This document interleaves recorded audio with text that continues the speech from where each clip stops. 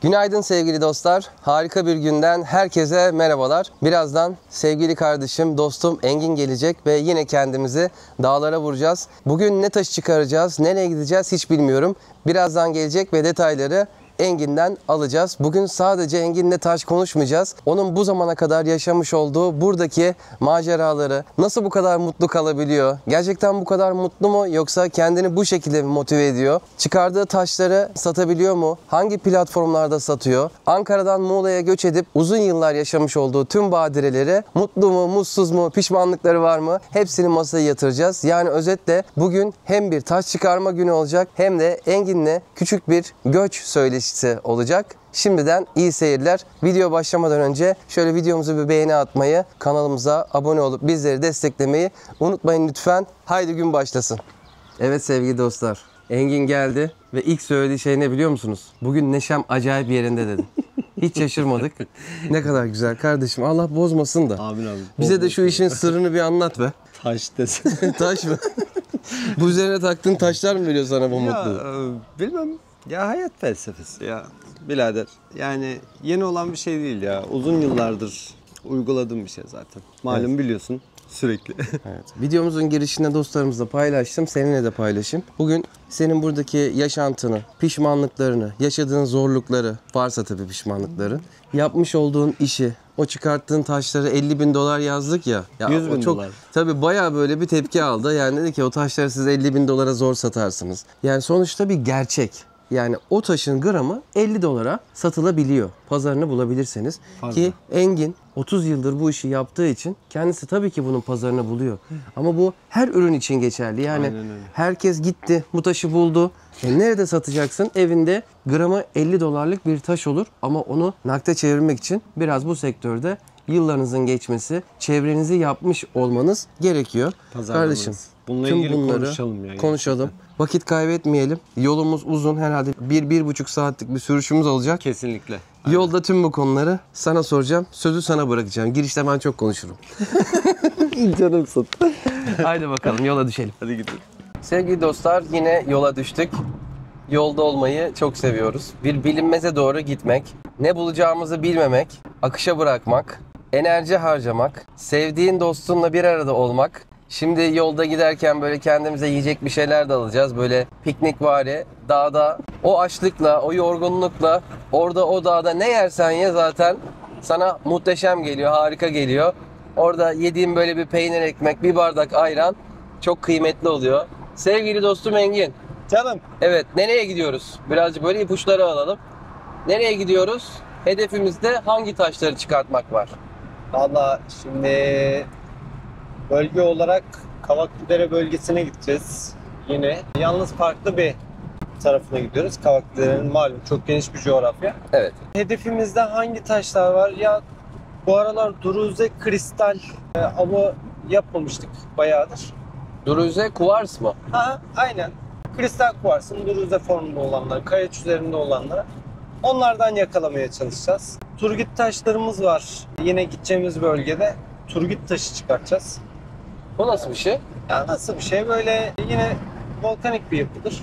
Titanyumdan dolayı veya içerisine giren çeşitli minerallerden dolayı botrodial yapın, yani böyle üzüm tanesi gibi olur üstü. Minik minik üzüm tanesi gibi olur ama renk renk olur böyle veya kayaç üzerinde renklenmiş olur. O tarzda taşlara bakacağız. Tabii şansımıza bakalım başka taşlar da çıkabilir. Gideceğimiz bölge çünkü gerçekten çok zengin. Mineral yapı açısından. Sürprizlerle karşılaşacağımızı düşünüyorum en azından. İyi bakalım. Şimdi sevgili dostlar yoldayız. Eminim ki bir araba gürültüsü var, bir rüzgar gürültüsü var. O yüzden bu sohbetleri aslında gittiğimiz yere de bırakmak istiyorum.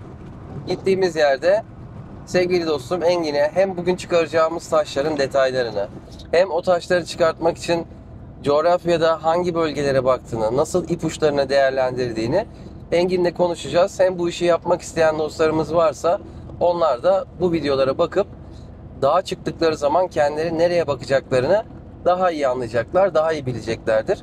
Aynı zamanda eğer siz ya başımızda böyle bir rehberimiz olsun, bize öğretsin diyorsanız da sevgili dostum Engin'e ulaşabilirsiniz. O kendisi böyle 3-5 kişilik grupları toplayıp kendi bildiği, kendi böyle daha önceden gidip taş çıkarttığı bölgelerde o insanlara rehberlik yaparak taş turları yapıyor. Engin'e ulaşıp böyle bir taş turu ondan talep edebilirsiniz. Gittiğimiz yerde görüşmek üzere. Ah, kayda basmamışım. Şaka yapıyorum. Mesela yani. Sevgili dostlar, şimdi alana geldik. Güzel bir yolculuktu. Yorucu bir yolculuktu. Şimdi bakın Engin nerelerde? Yok. Ne yapayım? Keçi gibi bağırıyorum şimdi. Kardeşim kolay gelsin. Sağ ol canım. Şimdi sana ilk sorumu yöneltiyorum gülüm. Evet. Bir önceki turumuzda toplamış olduğumuz taşları ne yaptın? Sattın mı? Zengin oldun mu? Biraderim, onları toptan olarak toptana satmıyoruz tabii ki de. Kolye yaptıklarım oldu. Yüzük taşı olarak hazırlandıklar. Şu anda hazırlananlar da var daha doğrusu. Ama 1/4 ancak kaldı diyebilirim. Tabii elimdeki toplam topazlar, hani bayağı bir topazım vardı zaten biliyorsun. O gün de yine çok ciddi topazlar çıkarttık. 1/4 ancak kaldı. Malzememiz de elimizde eksildiğinden dolayı şimdi tekrardan şu yapıya da denk gelince, pegmatit yapılara da denk gelince hani bir yağ bıçağımızla bir iki dürtelim dedik şöyle. Bakalım Evet, ne ufak çıkacak. ufak. Tabii. Çok soran oluyor. Hani biz de böyle bu tarz taşlar görüyoruz, buluyoruz. Hı. Ne yapalım, satabilir miyiz, biz nereye satabiliriz diye soranlar oluyor ama işte böyle bu işi profesyonel olarak yapmadığın zaman, yani elinde sen elmas bile bulsan, hani pazarını bulamıyorsan Hiçbir anlamı yok. evinde bir elmasın olmuş olur. Ya şimdi önemli olan zaten işçiliği, işlemesi.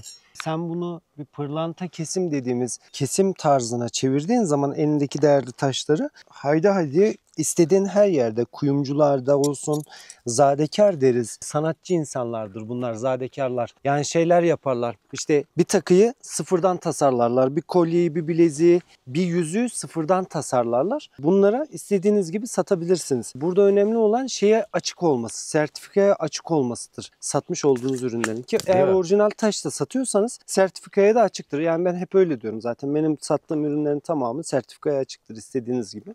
Faset kesim yaptırıp faset kesimli hale getirip satışlarını yapıyoruz. Evet. Ama herkesin kendine sağlamış olduğu, ya daha doğrusu kendi pazarı vardır. Önemli olan burada pazarını yakalayabilmek. Gel hele ya, gel. Yüzün çok uzakta kaldı. Gerçek mi? Çıkarsın yine, anlatırsın. Doğru. Hele biraz bir gel anlat, sohbet Ya uzadı. peki. İnsanlar gül cemalinden böyle bu kadar uzak, dağın ortasına küçücük bir nokta gibi çekiyorum seni.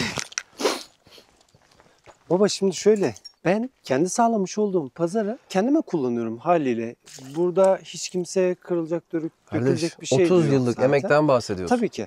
Yani hiç kimse tutup da emek harcayıp da hazırladığı pazarını kimseye sunmaz. Herkes kendi nasibini yer. Eğer satmak istiyorsa, yapmak istiyorsa emek harcaması lazım. Zaman harcaması lazım. Peşinde durması lazım. Satışını yapması, reklamını yapması lazım. Götürüp göstermesi lazım. Ya ben buradan bir kalkıp işte atıyorum Ankara'ya gidiyorsam, bir kalkıp Eskişehir'e gidiyorsam, Antalya'ya gidiyorsam ya da ne bileyim yani böyle değer katabilecek yerlere, Marmaris'e, Bodrum'a gezebiliyorsam ben burada bir emek var, bir zaman var. Aracımla yola gidiyorum. En çok da Biliyorsun. neye kızıyorum biliyor musun kardeşim? Böyle bilip bilmeden oturdukları yerde böyle klavye şövalyeleri var ya. İnsanları kandırmayın, dolandırmayın, yalan söylemeyin. Şeyi de söylemeni istiyorum. Bu işin hakikaten sadece 50 dolar değil, karatı 600 dolara olan topazın da olduğunu lütfen söylemeni istiyorum. Abi şimdi bak şöyle söyleyebilirim. Topazın işçi gerçekten çok müthişse, güzelse, karat fiyatı işlenmiş bir topazın çok yüksek. Yani 600 dolarlar biraz daha hikaye kalır. Sadece topaz için bahsetmiyorum. İşte değerli grupta olan diğer taşların. Örnek veriyorum ya, bir sarı sitrinin dahi. Sitrin kristalini buluyorsunuz dağda, tepede. Ama eğer gerçekten böyle gem kalite bir sitrin taşını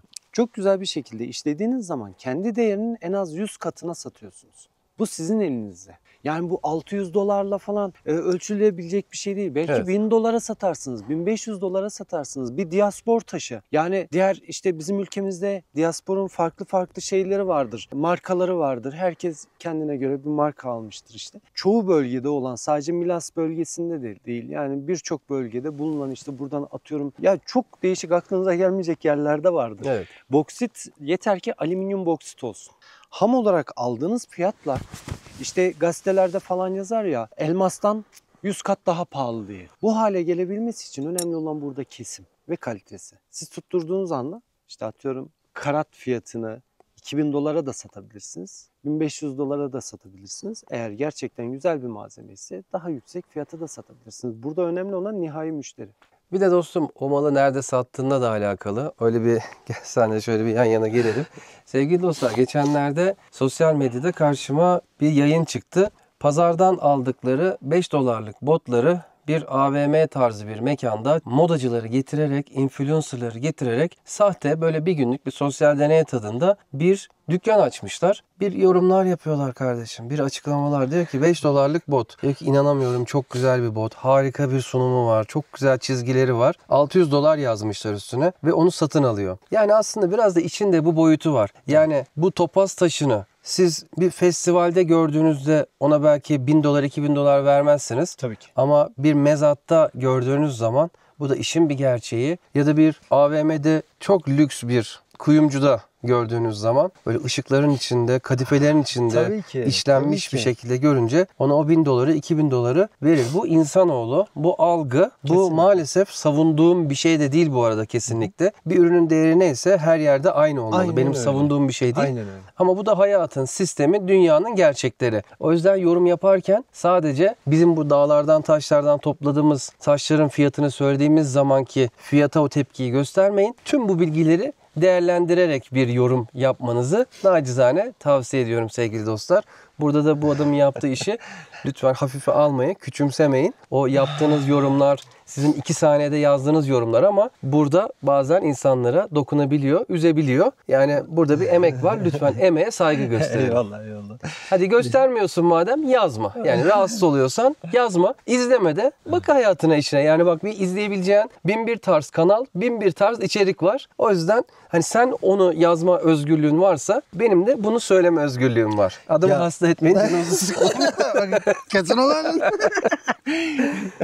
Ya işin aslı abi çok fazla mesela değişik yorumlar geldiği zaman videonun altına çok fazla canımı da sıkmıyorum aslında da sadece şey yapıyorum yani gülüyorum ama bir taraftan da beni düşündüren şu oluyor. Sırf bir şey yazmak için yazmak bu kadar da kolay olmamalı. Yani Evet. işin içerisindeki emeği ya benim ellerimi taş kesiyor ya benim ellerim bakın nasır tutmuş bakın buralar benim elim her tarafı nasır ya ama taş tutuyorum ben. Bu benim işim. Ya ufacık bir saygı her şeyi değiştiriyor zaten. O kadar güzel, o kadar değerli insanların o kadar güzel yorumları da var ki insanı yemin ediyorum şurada olsa Sarılacaksın. hani sarılacaksın ya. Evet. Ya gerçekten çok muhteşem insanlar, muhteşem yürekli insanlar var. Zaten onlar koca bir dünya. Sadece işte arada bir böyle sırf yazmak için yazanlar illaki denk geliyordur. Onlara da yapacak bir şey yok. Yine de onlara da selamımı ileteyim. Yani Evet. selamımızı iletelim yani. Yapacak bir şey var mı? Eyvallah kardeşim. Tamam, fiyat konusu da böyle netleştirdiğimize göre bir sonraki aşamada, bir sonraki alanda böyle yürürken senle bu neşenin, bu mutluluğunun sırrını konuşacağım birazdan. Hadi şimdi seni tamam. işinden mani etmeyeyim. Kanki ben yine de tamam. Ben yine çıkayım oraya. Sen tırman bakayım. Bakın şimdi nasıl çıkacak. Keçi gibi. Tabii daha keçisi. Ya hayır Dik ayakkabıyı ki şu an da değiştirmedik orası, ki. dümdüz. Arkadaşlar buradan belli oluyor mu bilmiyorum. Dümdüz şu anda orası. Yani eğimli bir yer değil yani. Keçi gibi tırmanıyor şu anda bak. Ses konuşuyorum duymasın diye. Bak bak bak bak bak. Bak bak bak. Bak bak. Duymuyor. Kardeş bu artık taşçılıktan çıktı bu. Kaya tırmanışına doğru geçti bu iş. Vallahi bana da öyle geliyor da. Bence senin artık bir baret, bir beline böyle bir halat, kendine madem böyle tırmanıyorsun güvene alman lazım. Abi onu halatı yukarıya bağlayabilmem için yine tırmanman lazım. Yok öyle değil, çaka çaka gidiyorsun. Ha pardon dağcı sistemi. Evet. Doğru. Hadi Yok. kolay gelsin. Canım sıkıldı. Sevgili dostlar, arabayla giderken Engin yine dağların taşların arasında böyle flaşlar gördü, parlamalar gördü. El frenini çekti, hızlı bir şekilde indik. Şimdi o parlamaların olduğu yerlerde ufak tefek üstten böyle kazımalar yapıyor. Ben de şimdi bu anları sizlerle paylaşacağım. Ben de bu arada etrafı yaşıyorum, etrafı hissediyorum. Çok çeşitli farklı kuşlar var. Çok güzel böyle kendi aralarında ötüşüyorlar, konuşuyorlar. Sizlere o sesler geliyor mu gelmiyor mu bilmiyorum ama şöyle etrafı size bir göstermek istiyorum.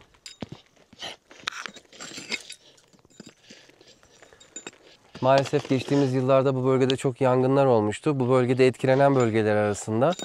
Ama bugün gördük ki orman çalışıyor ve birçok yerde ağaçlandırma çalışmaları var. Bu da çok sevindirdi bizi. Engin'cim ne yapıyorsun? Bulabildin mi bir şeyler bak parlamalar? Şöyle enteresan küçük küçük parlamalar var. Nedir şimdi bu? Bu kristal kuvars. Şimdi şu sıvama yüzeyden kopanlar bunlar. Hep küçük küçük, çok şeffaf. Tabi silmeden belli olmuyor şeffaflığı ama silindiği zaman Evet. harika şeyler. Topaza da benziyor bu. Ama değil herhalde. Değil tabii ki. Ya topazı en iyi uç yapısından ve şeklinden anlıyoruz. Topaz diyormuşum. Bir de gerçekten o ışıltısından anlarız topazı. Engin bak topaz da söyle bak. Yiğit şimdi Yiğit'le şey yapmamak için söylemezlik yapma. Neyse. Topaz bence topaz o. Ya neyse dur karıştırma kardeşim. Olabilir. Profesyoneller de hata yapabilir. Baba akü yok. Yok ya keşke olsa keşke. Bunlar şeyler. Kristal kuvarslar.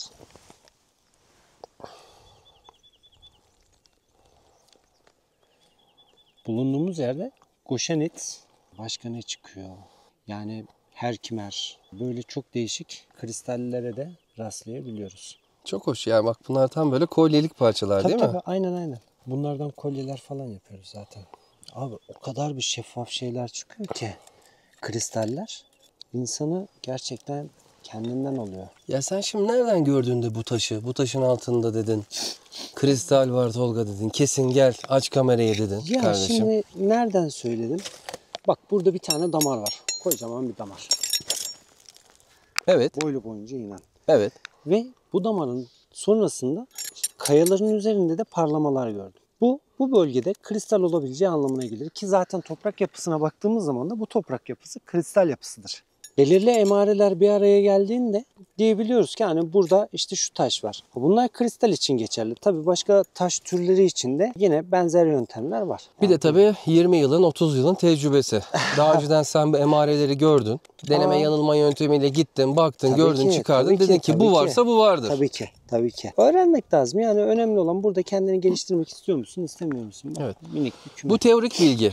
Şimdi bu artık pratik bilgi. bilgi. Sen de ikisi de şu anda çok yüksek. Ya elimizden geldiği kadar yani şimdi biraz da şey de olmak da lazım. Yani elimizden geldiği kadar anladığımız zaman çıkartıyoruz öyle. Öyle mi desek? Bak mesela. Yok kardeşim ya ben fazla tevazuya da karşıyım. Şimdi şunu bak daha kırmadan karşımıza çıkıyor. Hemen toprağın içerisinde şuraya bırakalım. Tabii yuvarlanıyor ama bak bunların içi hep kristal dolu. Bak, görüyor musun? Evet çıktı. Bak şurada. Bak şunlar. Engin yapıyorsun bu işi be. Ya abi elimizden geldiği kadar işte hem eğleniyoruz, güzel vakit geçiriyoruz, doğanın harikalarıyla karşılaşıyoruz. Hem rahatlıyoruz, hem taşlarımızı topluyoruz. Nefes alıyoruz, tertemiz oksijen dolduruyoruz Abi, ciğerlerimize. aynen öyle ve ulaşmak isteyenlere de işte aracı olmuş oluyoruz. Yani Evet, bu toprağın enerjisini tabii kanallık ediyoruz. Çok enerji konularına girmeyeyim de. evet o da eleştiriliyor. Ya bırakın diyor ne taşı ne enerjisi diyenler Tabii oluyor. canım, aynen öyle. Ama bu da bu işe gönül vermiş. Bu işe inanan insanlara da aslında biraz saygısızlık gibi geliyor. Abi. Sen inanırsın, inanmazsın. Herkese saygımız var. Evet. Ya şey var sonuçta bu 100 yıllardır, 1000 yıllardır kullanılan bir şey. Önceden atalarımız işte savaşlara giderken zırhlarının üstüne yok o sağlam. Bu kök. Hı hı. Bu kök. Zırhların üstlerine işte çeşitli taşlar takarlarmış. Yok ok isabet etmesin diye. Yok işte kötülüklere karşı korunmak için falan. Sonuçta bunlar kullanılıyormuş zaten. Bu bizim uydurduğumuz bir şey değil. Ha, inanırsın inanmazsın. Tabii canım kimine göre batıl inançtır. Tabii ki. Kimine göre hurafedir. Kimisi Saygım var inanır. Ya tabii ki saygım var. Ama benim nasıl saygım varsa kişiler de bana ona göre ya da bize ya da böyle düşünenlere saygı duyarlarsa ayrıyetten teşekkür edeyim. Bak kankim şunun üst tarafı komple bak bunlar daha sıvı ama şeyden çıkmamış. yıkandığı zaman bak bundan muhteşem bir görüntü ortaya çıkacak. Evet. Özellikle bunu yayınlayalım mı yıkayıp? Olur tabii ki. Bak şuraya koyalım. Şuraya ben bir bakayım. Farklı şeyler de vardır burada. Aa evet bak. Canlı canlı denk getirdik. Bak ne güzel işte. Oy. Harika bir şey. Kardeşim çok Değil mi? oy. Hey maşallah sana ya. Dur bakayım arabada fıs olacaktı. Fısı gittim. Tamam gel kapatıyorum. Suyu getirince açacağım. Acele etme.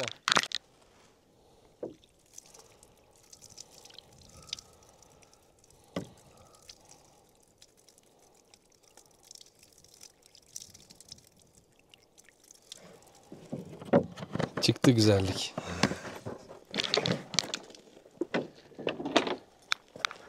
Ben şuradan bakalım başka ne yakalayabileceğiz.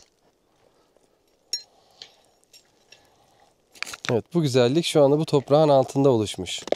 Binlerce yıllık bir serüven. Evet. Ve o serüveni ilk elleyen sensin şu anda. Bunun verdiği mutluluk çok ayrı işte. İnsanlar bana diyor ki niye taş toplarken niye kullanmıyorsun? Eldiven niye kullanmıyorsun?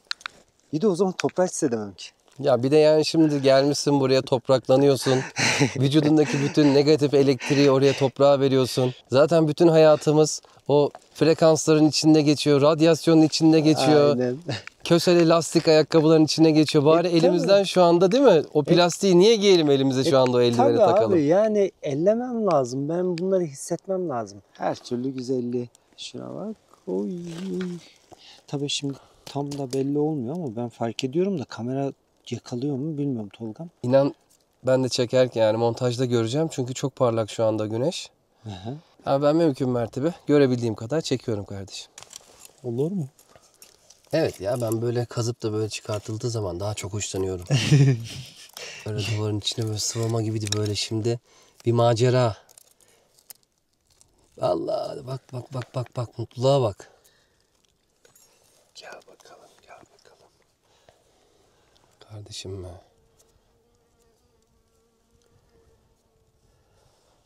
Harika. Müthiş. Bak vallahi gerçekten müthiş. Bir de farkında mısın? Bu goşenik de çıkabilir bunların arasında.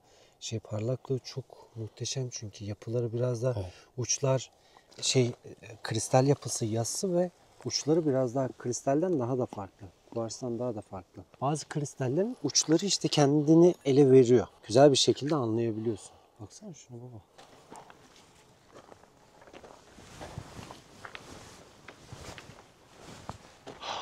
Ay Allah'ım yarabbim ne güzel ya. Evet sevgili dostlar. Benim klasik. Şöyle bir içim geçti.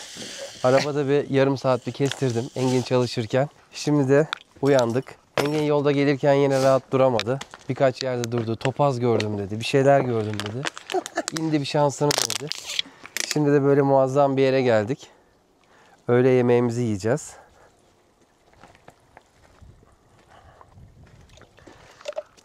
Burada böyle bir doğal kaynak suyu. Sağlık şifa olsun. Ben içiyorum, herkese sağlık şifa olsun. Buz gibi yemin ederim. Burada böyle doğal bir teras var. Şimdi burada güzel çilingir soframızı kuracağız. Ve öğle yemeğimizi yiyeceğiz Engin kardeşimle beraber.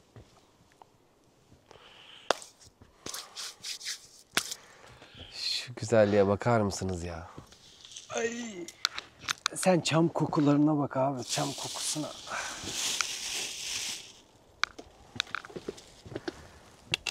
Marka göstermeyelim. Yok göster sorun yok ne olacak. Öyle çok uğraşmadık evde bir şeyler hazırlamaya. Dedik de açlıktan ölmeyelim. Şöyle güzel bir barbunya pilaki. Başka ne var kardeşim? Domates. Yeşil biber. Limonumuz. Bir de taze ekmeğimiz var. Oy. Daha ne olsun? Daha ne olsun bak kardeş ya. Bir de sohbetimiz, muhabbetimiz var. Limon olmayınca olmuyor. Nasıl? Beğendin mi? Çok beğendim. Ya burada bak şuralardan birine sırtını dayayacaksın abi. Yapacağın hareket şu ya. Ah, işte bu. Aynen. Gerçekten işte bu. Hayat burada yani. Su buz gibi biliyor musun? Tahmin ederim.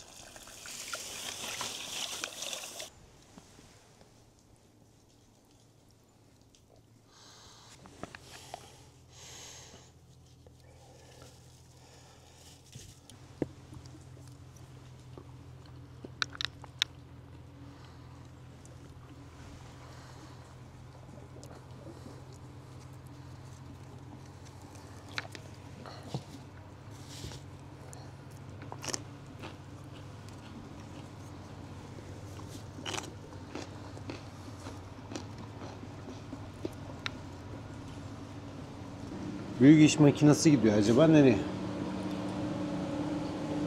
Madene.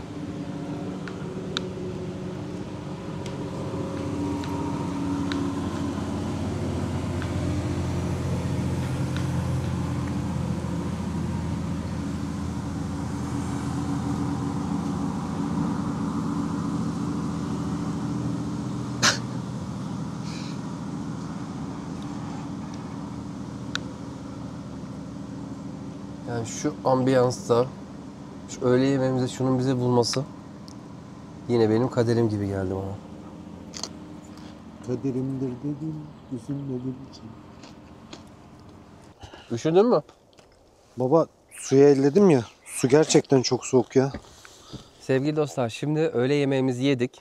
Engin'le birlikte bu ormanda şöyle bir orman yürüyüşü yapacağız. Orman banyosu yapacağız. Sabah kalktığımda bu sabah biraz keyifsiz uyanmıştım. Sebebini bilmiyorum. Adını koyamadığım bir keyifsizlik vardı üstümde. Ama buraya geldikten sonra, buradaki havayı soluduktan sonra, buradaki doğayla ruhumu yoğurduktan sonra bu kuş sesleri, bu rüzgar sesi, bu arkamdaki akan buz gibi su. Birazdan şimdi onunla elimi yüzümü de yıkayacağım. Çok iyi geldi bana. O yüzden hepinize tavsiye ediyorum. Nerede yaşıyorsanız yaşayın. Bu bölgede yaşıyorsanız zaten bunun içindesiniz. Ama diyelim ki büyük şehirlerde yaşıyorsunuz. Fırsat buldukça kendinizi doğaya, ormanlara atın ve kendinizi doğaya bırakın. Bakın göreceksiniz ki en güzel terapi, en güzel ilaç aslında doğada bulunmak, doğada vakit geçirmek, toprağa dokunmak. Çıkartın ayakkabılarınızı, çoraplarınızı, basın toprağa, bu havayı soluyun ve kendinizi doğanın ellerine bırakın. Bunu yaptığınız zaman göreceksiniz ki ne derdiniz kalmış, ne tasanız kalmış. Bütün düşüncelerinizden sıyrılmışsınız.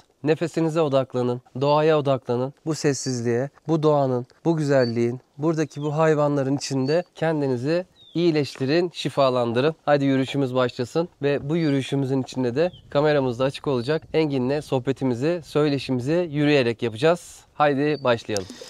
Engin beni uyardı. Su çok soğuk, sakın elini bile sokma dedi. Muhtemelen dağlardan gelen eriyen karların suları. Ama soğuk suyla yüz yıkamanın da ayrı bir rahatlatıcı duygusu var. Şimdi ben seni göreceğim. şimdi onu yaşayacağız bakalım. Çok mu soğuk Engin? Bak bakalım. Of. Bence vazgeç bak. Yok, yok kesin yapacağım. Allah. Birader benim içim üşüyor.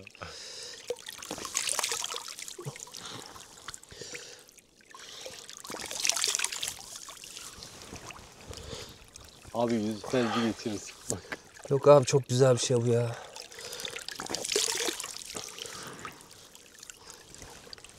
Şöyle bir de enseden.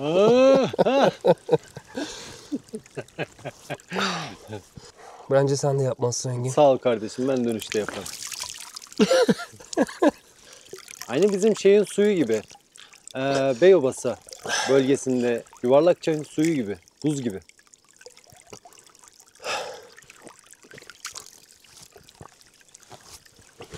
Oh. Evet gel bakalım Engin kardeş. Hadi gelek. Kardeşim yemeğimizi yedik. Taşımızı da topladık. Ne kadar toplamışızdır tahminen? Yaklaşık bir 30 kilogram kadar. Evet 30 kilogram olmasa da bayağı bir topladık. Videomuzun sonunda topladığımız taşları da gösteririz. Şimdi onları topladığımız şekilde mi satmayı planlıyorsun ham olarak, yoksa böyle onları işleyip kolye vesaire olarak mı yapmayı planlıyorsun? Bazı parçaları kolye olarak, tam kolyelikler çıktı çünkü. Bazılarını da ham olarak tabii ki. Çünkü koleksiyonluk parçalar da var. Onları ham olarak satmak lazım. Ama tabii ki kolye olarak da değerlendireceğiz veya başka takı taşları olarak da değerlendireceğiz. Sen de güzel taşlar çıkarttın canım. Ya valla genelde ben böyle kamerayla haşır neşirim. Zannetmeyin ki sadece çekim yapıyorum. Çekimi bitirdikten sonra ben de böyle Engin'in elinden o tornavidayı, o bıçağı kaptım. Onun bulduğu böyle yeri bayağı bir eşeledim. İnanılmaz keyifli ya. Yani onu böyle kazmak, böyle küçük böyle oradaki kristale zarar vermeden o taşı çıkartmaya çalışmak ve çıkartabilmek. Çünkü onların bazıları böyle üçlü bir şekilde birbirine yapışık. Kristali gördüğünüz zaman böyle hard diye oraya dalıp onu çıkartmak marifet değil. Onu o üçlü yapısını bozmadan çıkartmak marifet. O yüzden böyle yavaş yavaş çevresine kazıya onu açıyorsunuz. Ve onu oradan yavaşça böyle yerinden çıkarttığınız zaman da üzerine bir su tutup onun böyle parlaklığını görünce de çok ilginç bir duygu oluyor insanın içinde. Engin yavaş yavaş beni zehirledi. Yavaş yavaş beni de böyle taşçı yapma yolunda ilerliyor. Aslında taşçılık değil de bu doğanın içinde bulunmak. Burada bir vesileyle, yani şöyle arka şöyle göstereyim, bak. Şöyle göstereyim. Bir vesileyle burada olmak, ne olursa olsun. İster gel burada yürüyüş yap, ister gel burada kamp yap, ister gel burada işte bisiklete bin, koş, ne yaparsan yap ya da taş çıkart işte. Biz şu anda taş vesilesiyle buradayız. Evet. Engin kaç yıl oldu Ankara'dan Muğla'ya göç edeli? 7-8 yıl oldu abim. Nasıl geçiniyorsun? Nasıl geçiniyorum? Doğal taş. Malum iş yerimiz var bununla ilgili. Takı tasarım ayrıyetten. Ve işte bir nevi ya bölgede yapılacak işler arasında şeyler var. Peyzaj işleri var. Peyzajcılık yapıyorum. Onun haricinde doğal ürünler. Yani bu bildiğimiz gıda ürünleri. Festivallere gidiyorsun. Festivalleri tabii en sevdiğim şeyler zaten. Çünkü niye? Yeni insanlar tanıyorsun. Yeni yüzler görüyorsun. Daha iyi oluyor. Daha sıcak bir ortam oluyor. Ya seviyoruz kaynaşmayı. Böyle güzel insanlarla bir olmayı gerçekten seviyoruz. Oralarda yakın bölgelerde olanlara gidiyorum tabii ki. Fethiye bölgesi, Marmaris bölgesi. Köyceğiz, Dalyan, Tabii, oralarda tabii. standlarım var. Tabii. Dalyan'da sabit standım var. Belediyenin el emeği tezgahlarında standlarında yerim var. Orada açıyorum işte 3 günde bir. Güzel oluyor yani. Bir nevi kendi sevdiğimiz iş olduğunda zor gelmediğinden bir nevi sevdiğin işi yapıyorsun. Böyle ne bileyim keyif alarak yapıyorsun. Seni zorlamıyor. Ankara'da yöneticilik yapıyordun. Kurumsal bir firmada çalışıyordun. Aynen. Farklı sektörlerde çalıştın ettin. Aynen. Sonra kafaya dank etti. Dedin ki Muğla'ya göç edelim. Ailecek. 2 tane de aslan oğlum var. Evet, aslan parçaları ya, keratalar. Onlar da abi şimdi niyetimiz gıda güvenliğiydi. Zaten hepimizin başta olduğu gibi temel olarak gıda güvenliğiydi bizim buralara gelmemizin nedeni. O amaç için geldik. Şu anda kendi arsamız içerisinde işte evimiz, keçilerimiz, tavuklarımız başlayacak. Tavuklar daha başlamadı ama Sebze işte yetiştireceksin yine. Tabii. Ya bir dönem ekmiştim hatırlarsan. Yaklaşık 2500 kök sebze ektim. Evet. Bayağı da güzel de oldu. Toprak çünkü çok verimli. Bir de şimdi biz yaparken ya bu da işte mesleki deformasyon. Bak hemen görünce dayanamıyorum. Ne gördün? Ama çıkmıyor. Çok güzel bir kristal gördüm bak. Yani 2500 kök konuşurken bir gözünde buradan taş mı arıyor Engin? Abi sorma ya. Ya yemin ederim. Abi mangal yakınız daha da tamam mı? Mangalı şöyle yerliyor. Sağa sola bakaraktan yerliyor. Yok abi olmuyor işte ya. Ama şu güzelliğe baksana. Bak azıcık bir şey ışık gelsin. Görünebiliyor mu? Herhalde görünüyordur. Bu ışıltıyı yakalıyordur. Evet. Şimdi geliyor karşıma çıkıyorsa da bunu almazsam olmaz ama ya. Sen Kim- de haklısın. Ne diyeyim? Kim Engin? bilir hangi güzel insana güzellik getirecek. Bunlar güzel şeyler. İşte ne diyorduk? 2500 kök falan ekmiştik. Şu anda da kendimize yetecek kadar var. Ama önümüzdeki sezon için, önümüzdeki sene için gerçekten çok ciddi planlarım var. Özellikle küçükbaş hayvan, keçilerle alakalı ve tavuklarla alakalı. Çünkü neden? Gerçekten tavuklar ana besin kaynaklarımızdan birisi olduğundan dolayı ve şey yapmıyor böyle eli bassam mı diye Al düşünüyorum. al. Hiç çekinme. Ana besin kaynaklarımızdan olduğundan dolayı şu anda piyasada yediğimiz tavukların birçoğu biliyorsunuz 30 günde Ve yumurtaların. ve yumurtaların tabii ki 30 günde şey yapmış hali. Yani tavuk olmuş halini yiyoruz. İçerisinde hormonlar yok mu? Var tabii ki. Antibiyotik yok mu? Var. Bak, görüyor musun? Topaz mı o? Garnet. Garnet. Garnet yapı. Ama bunu tabii yük etmeyelim. Dönüş yolunda alalım. Hatta şöyle bırakayım. Yolumuzun ortasında dursun.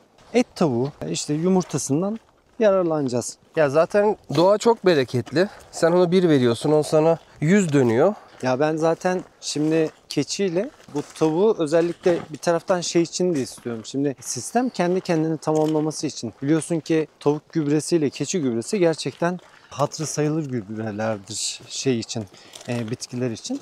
Çünkü coşturur.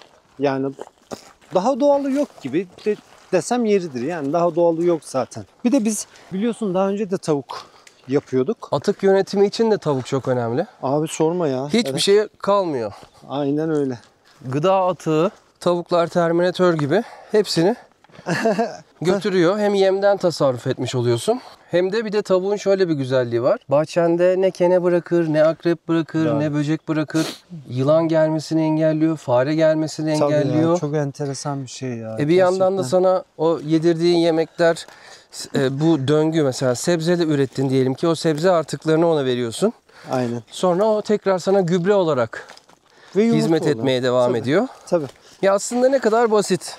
Bir kendine yeten bir döngü kurduğunda, bir sistem kurduğunda aslında doğanın o doğal döngüsü kendi içinde sürdürülebilir bir sana düzen sağlıyor. Suyun varsa, tohumun varsa, bir karış da toprağın varsa aslında hiçbir şeye ihtiyacın yok. Hele bir de güneş enerjin varsa, Oo. enerjini de elektriğini de kendin üretebiliyorsan işte dışarıya olan bağımlılığın ne oldu? Minimize oldu.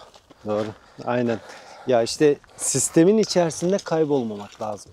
Burada önemli olan sistemin dışına kendinizi atabilmeniz lazım. Şunun güzelliğine baksana. Yani doğal taş olmasına hiç gerek yok. Şuna Sen bak ya. bu tip ahşap dekorasyonları da şimdi çok seviyorsun. Aynen. Şimdi sen mesela bunu alsan götürsen dükkanına koysan bunun üstüne asarsın yüzükleri, bileklikleri, deri Ya takıları, tabii ki. bakırları. Bak, şuraya alt tarafı düzleyeceksin. Bunu şu halde güzel bir stand haline getireceksin. Yapısı çok güzelmiş ya. Değil mi? Evet. Harika. Yani bundan çok çok daha güzelleri var tabii de. Muhtemelen. Bu da fena değilmiş. Şöyle yol üzerinde dursun. Peki gıda güvenliği dedin Engin. Başka ne gibi gerekçeler vardı? Ankara'da çocuklarını neden büyütmek istemedin? Abi niye? Ya şimdi büyük şehrin stresi bir başka, bir de çok kalabalık bir bölge olduğundan dolayı çok değişik, çok çeşit insanlarla karşılaşıyoruz. Artık tabii tenzih ediyorum, yani beş parmağın beşi bir değil ama maalesef ki o kalabalığın, o keşmekeşin içerisinde değil de biraz daha sakin bir ortamda, doğanın içerisinde yetiştirmek istedik. Bu amaç için geldik. Engin, inanır mısın? Yaman şu anda okula kendisi gidip geliyor bazen. Bazen diyor ki baba ben bugün yürüyerek gideceğim. İlk yolladığımız gün tabii bakalım nasıl, bir yerden karşıdan karşıya geçiyor çünkü. Şöyle bir takip ettik arkasından. Çok çok dikkatli olduğunu gördük. Ara ara da işte özgüveni gelsin diye gönderiyoruz çocuğu tek başına. Şimdi bütün gün sokakta oynuyor. Arkadaşlarıyla oynuyor. Bisiklete biniyor, koşturuyor. Aynı böyle bizim 90'lardaki yaşamış olduğumuz çocukluğu yaşıyor Yaman. Bu bize inanılmaz mutluluk veriyor. Şimdi şehirde büyüyen çocuklara bakıyorsun. Onların fırsatları, şartları bu kadar yoğun değil. Tabii. Bu kadar rahat değil anne babalar. Bin bir çeşit insan var. Burada annem diyor ki oğlum siz yine de diyor çok şey yapmayın Çok diyor. O dikkat. burayı görmediği, bilmediği için. Ya burada her gün gördüğün araba plakaları bile aynı. Ya kesinlikle doğru. Yani biz çocuğu bir yerde kaybetsek bir tanıdık bulur getirir yani bizim eve. Ya gerçekten öyle ama şimdi bu bölgenin güzel tarafı şurada zaten. Kardeşim bu arada sözünü kestim. Sözünü unutma, yol biraz böyle bozuldu. Patika bozuldu. Bence yavaştan bir geri dönelim. Ya burada bu bölgenin güzelliği şöyle. Tanısın tanımasın, bir kişiden yardım istediğin zaman sana mutlaka yardımcı oluyor. Arkasını dönmüyor, seni bırakmıyor. Özellikle çocuklar konusunda. Yani kendi çocuğunun olup olmamasının hiçbir önemi yok. Kesinlikle yardımcı oluyorlar. Bu açıdan da çok güzel. Tabii şimdi buralar da kalabalıklaşmaya başladı. O da işin başka tarafı. Dışarıdan da bayağı göç alınıyor ama Ya yine İş- dikkat etmek lazım. yine de İyisi var, kötüsü tabii, var. Tabii yine de dikkat etmek lazım. Evet ama bu bizim güzelliğimiz şu. Turistik bir bölgede olmadığımız için, Ortaca ve Dalaman bölgesi, geçiş bölgesi olduğu için nüfusu değişmiyor, değişkenlik göstermiyor. Gelen de yerleşmeye geliyor. Yani turistik bir Marmaris gibi, bir Fethiye gibi hani yaz tatilinde geldi gitti olmadığı için hani yazın bir nüfus yoğunlaşması olmayan bir bölge. Biz o açıdan da şanslı görüyoruz kendimizi. Doğru. Ay. Yine güzel bir kristal buldum bu arada. Sana kalırsa her şey çok güzel. Yani şurada yerde bir tahta parçası buluyorsun. Onun da güzelliğini görüyorsun. Soba diyorsun, çok güzel diyorsun. Şimdi aileyi bir her şeyin böyle güzel tarafından bakıyorsun. O zaman madem biraz bu konuları konuşalım. Çok neşelisin. İnsanlar seni böyle videolarımda gördüğü zaman hep şey diyor. Ya bu Engin abinin enerjisi bize de geçiyor. Engin'i gördüğüm zaman mutlu oluyorum. Sağ olsun. Yani bu biraz da bulaşıcı da bir durum. Ben de belki sabah dedim ya işte sabah neşesizdim. Şimdi kendimi iyi hissediyorum. Belki de doğadan, belki de senden. Ya canımsın. Yok ya. Estağfurullah. O ne demek canımsın. Ya olmaz olur mu? Bu Biraderim ya. herkes der ki etrafındaki insanların ortalamasıdır. Hem maddi anlamda hem manevi kesinlikle anlamda hem de doğru. kültürel anlamda. Tabii. Şimdi senin ruh halin bak bana geçiyor. Beni iyileştiriyor belki. Abi şimdi enerjisel olaylara değinsek mi bilemedim ama. Değil mi? İstediğin gibi istediğimizi konuşmakta özgürüz. Kanal Peki. bizim, kamera bizim. Eyvallah. Abi şöyle şimdi insanların auraları vardır malum. Enerji alanları. Şu anda bizim auralarımız kesişiyor. Kesişim noktasında, hatta iç içe. Çünkü aura genişliği biraz farklıdır. Yakın olduğun zaman bendeki enerji sana doğru akıyor. Ya yüksek enerji her zaman alçak enerjiyi doldurur. Hani alttaki enerjiyi doldurur böyle. Şey yapar. Kendi seviyesine çıkartır. Evet. Ha, bu arada enerji akışı da oluyor birbirimiz arasında. Ama bana sıkıntı yapacak enerjileri ben vücudumda tutmuyorum. Hani hayata bakış açım, seninle de bazen oturup konuşuyoruz ya, sohbetini yapıyoruz. Yani hayata bakış açısı olarak takıntı yapmıyorum ya. Kaygı yok. Kaygı yapmıyorum. Geçmişe takıntı yapmıyorum. Gamsız da değiliz tabii ki. Yaşadıklarımızdan ders alıyoruz. Ders çıkartıyoruz. Bir daha aynı şeylere düşmemek için bu da. Ama üzerimizde bir şeyleri tutmuyoruz. Yani tamamen hayata bakış açımız. Bir de tabii senin gönlünün güzelliği. Estağfurullah. Neden? İnsan iyi olmayı istedikçe iyi olur. Yani Evet. ne düşünürse onu çekiyor sonuçta. Yani Evet. bu çekim yasası baba. Böyle Bir de yolda gelirken şey konuşmuştuk ya.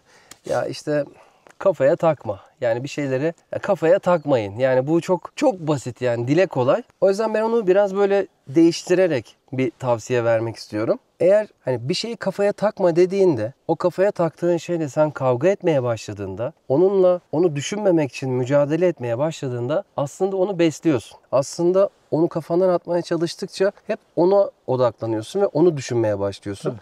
Bir kısır bir döngüye giriyorsun. Tabii. O yüzden illaki kafaya bir şey takacaksan güzel şeyleri tak. Dostunla yaşadığın bu anı kafaya tak. Bak buradaki kuş seslerini kafaya tak. Yürüdüğün bak rüzgarın bu çam yapraklarının arasındaki çıkarttığı sese kafayı tak. Dikkat ettiyseniz bunların hepsi şu anın içinde yaşadığımız şeyler. Yolda yürürken şu ayakkabının toprakta çıkarttığı o sese kafayı tak. Neden? En kıymetli şey şu anda bizim yaşadığımız bu an.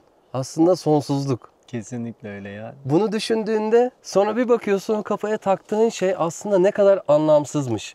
Somut ögelerden bahsetmiyorum. Ekonomik sorunların varsa onu kafaya takma. Gel burada yaprakları dinle dediğinde tabii ki ekonomik sorunların geçmiyor. Ama ekonomik sorunların var diye mutsuz olup eğer çalışma motivasyonun elinden gidiyorsa bu sefer yine o ekonomik sorununu kafaya tak ama onu nasıl düzeltirime sonra kafayı tak. İşine tak. Üretmeye tak. Örnek vereyim. Ver. Bir lütfen. ara ben buraya geldiğim zaman ne iş yapacağımı bilmiyordum malum, biliyorsun. Ne yapıyordum? İşte çalışmak için kendime çalışmak için kendime yer arıyordum. Yani hani acaba ne yapabilirim? Biliyorsun o dönemde çok değişik işler de yaptım. Ama ne yaptım? Koşturuyordum. Ama bir kere bile suratım da asık değildi. Neden? Şeyi biliyordum, gün sonunda Geçecek. Geçecek tabii ki ya. Mecbur geçecek. Yani mecbur geçecek. Ben istiyorsam, ben çaba gösteriyorsam bu mecbur geçecek zaten. Ne olursa olsun. Ve uğraştık. Uğraşma da değil aslında. Çaba gösterdik. Çabaladık ve çabamızın karşılığını aldık. Evet. Bir de sağlık be kardeşim. Tabii ki ya. Her şeyin başı zaten sağlık, neşe, mutluluk, huzur. Başka ne ki? Sağlık çok önemli. Çok doğru. Yani eğer şu konuştuklarımızın hepsi şu anda sahip olduğumuz ve şükrettiğimiz sağlığımız sayesinde oluyor. Evet. Bak burada yürüyebiliyoruz, konuşabiliyoruz, nefes alabiliyoruz. Evet. Yani inan şurada en ufak bir dişim ağrısaydı benim, başım ağrısaydı giderdim arabada oturmak isterdim ya da Engin dönelim derdim. Tadım tuzum kaçardı. Tabii ki. En büyük servet de sağlık. Ya sağlıklı olabilmek için de şimdi ilk önce zihnimizi sağlıklı tutmamız lazım. Eterik bedenimizi sağlıklı tutmamız lazım. Yani enerji bedenimizin de sağlıklı olması lazım. Vücudunun sağlıklı olması, eğer vücudun sağlıklı, ruhsal olarak sıkıntılıysan sağlıklıyım diyemezsin ya. Zaten hepsi birbirine bağlantılı değil mi? Tabii ki. Bağlantılı olmaz olur mu? Yani birçok hastalığın tedavisi de olumlu düşünme, iyi düşünme şeklinde olduğu için olumlu düşünme de zihinden geçiyor, zihinde başlıyor. Tabii ki.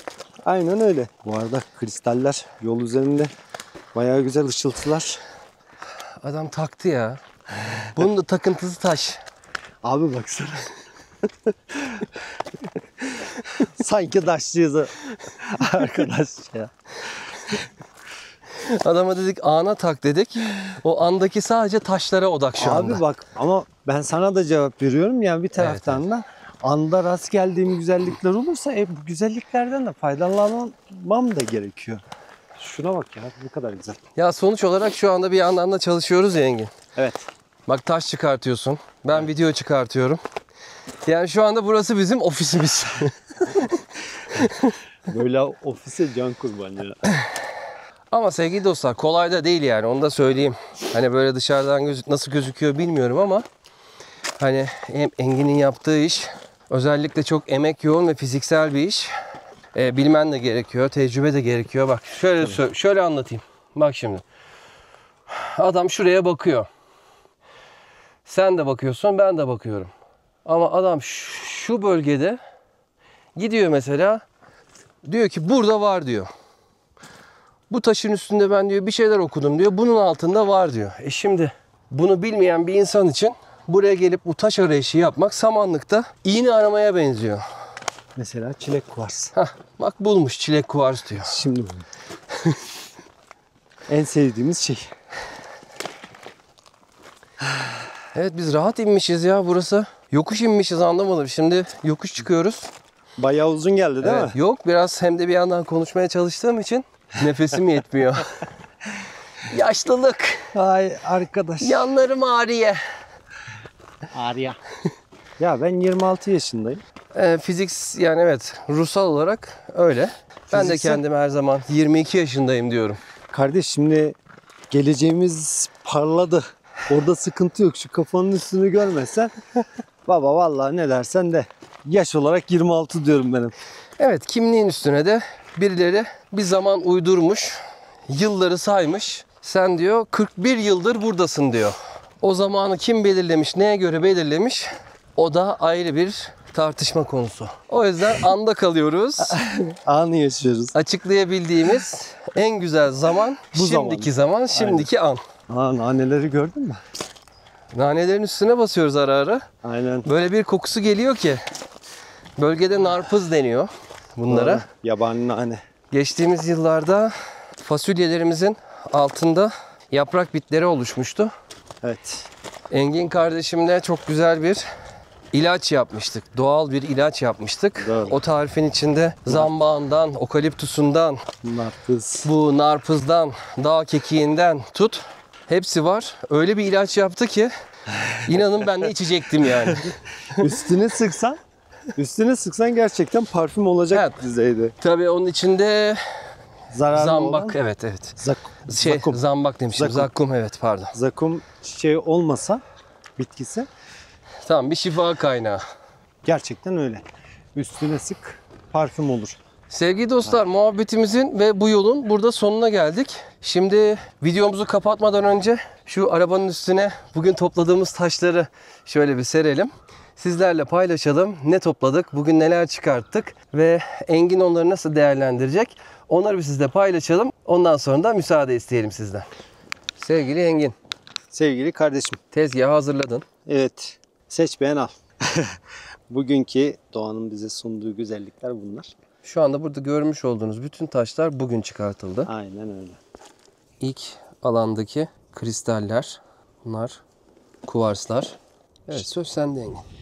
Abim şimdi bu ilk çıkardığımız bölgede gerçekten harika kristaller çıktı. Bunların içerisinde değişik yapıda olan kristaller de var. Bunlara mesela şunun gibi biraz daha üçgenimsi bir yapıya sahip bu da. Farklı taş grupları var bölgede. İşte bizim duruzeli kristaller dediğimiz sitrinli kristallerimiz, bakın umarım görünüyordur. Bunlar var. Ya aynı yerden yakalıyordur değil mi? Yani büyük ihtimalle yakalıyordur. Üstü Yakalıyor. pırıl pırıl şu anda. Simli gibi. Aynen. Şuna baksana ya, harika. Şunun üzerinde sanki topaz gördüğüm gibi şurada. Sırf o yüzden aldım. Şeyi çok güzel çünkü böyle mistik topaz dediğimiz şekiller. Şunu zaten biraz önce çıkarttık. Yol üzerinde dönüşte alalım evet, dediğimiz taş. evet. Bunu aldık. Ayrıyeten turgit taşı dediğimiz taşlar vardır. Yine böyle curufumsu bir yapıya sahiptir. Üzerinde çeşitli metaller vardır. İşte demir vardır. Şöyle bakacak olursam alüminyum. Renklenmeler görüyorum burada. Titanyuma benziyor ki bu bölgede zaten titanyum bol miktarda var. alüminyum boksit var. Zaten boksitin olduğu yerde ve birkaç mineral yapıya da ihtiyacımız var. Gördüğünüz gibi safir kayacıdır bu da. Bu bildiğimiz kristal safir değil ama 3. kalite diyebilirim. Yani 3. kalite bir safir. Mattır bu. Şu yüzük taşından. Yine Bu yüzüğünü o safirden mi? tabii bu safirden yaptım. Hı hı. Güzel bir kristal. Kesildiği zaman zaten ışıl ışıl da. Bundan çıkarttık. Başka da çıkarttığımız şu anda bir şey yok. Dönüş yolunda bir de tekrardan topaz çıkarttığımız yerin önünden geçeceğiz. Vaktimiz olursa bir de oraya şöyle bir ufak bir selam verir. Dönüş yoluna geçeriz. Evet kardeşim. Eline ebeğine ağzına sağlık. Hem bugün beni davet ettiğin için de teşekkür ederim. Ya canımsın, benim için zevk zaten. Dostlarımızla da güzel bir anı paylaştığımızı Kesinlikle. düşünüyorum. Evet. Umarım öyle olmuştur. Umarım bizim aldığımız zevkin en az 2 katını almışsınızdır Evet. ama tabii şu doğanın içerisinde olmak, bu doğayı yaşamak gerçekten bir başka, bambaşka bir olay. İsteyen herkese nasip olmasını diliyoruz. Hem de hızlı bir şekilde gerçekten. Çünkü herkesin ihtiyacı var. Özellikle psikolojiye gerçekten çok iyi geliyor. Psikolojik olarak gerçekten çok iyi geliyor. Evet. Herkese nasip olsun gerçekten. Herkesin ihtiyacı var. O zaman sevgili dostlar, buraya kadar izlediyseniz kanalımıza abone olup bildirim zillerini açmayı ve eğer bu videoyu ve sohbetimizi faydalı bulduysanız ve beğendiyseniz alttaki beğen tuşuna basmayı unutmayın lütfen. Bir de yeni bir özellik geldi. Yorumları şöyle sağa kaydırarak bir hype yapabiliyorsunuz. Videoyu beğendiğinizde çok beğendiğiniz anlamına geliyor. Onu önerilen trend videolar listesine koyma ihtimalini arttırıyor. O şekilde de destek olursanız çok mutlu olurum. Yeni bölümlerde, yeni vloglarda, yeni yaşam hikayelerinde görüşmek üzere. Bizi hem YouTube'dan hem de Instagram hesaplarımızdan takip etmeyi unutmayın lütfen. Linklerini de açıklamalar bölümüne ve başa tutturduğum yorumda bulabilirsiniz. Kendinize çok çok iyi bakın. Mutlu ve sağlıklı günler diliyorum. Hoşça kalın. Sağlıkla, mutlulukla kalın. Hoşça kalın.